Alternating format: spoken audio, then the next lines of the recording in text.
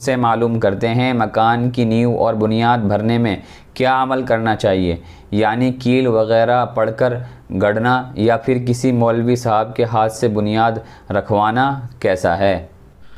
جی ہاں، کسی عمارت اور بلڈنگ کی سنگ بنیاد کے موقع پر یا عمارت تیار ہو گئی ہو، اس کا افتتاح اور ادگھاٹن کرنا ہو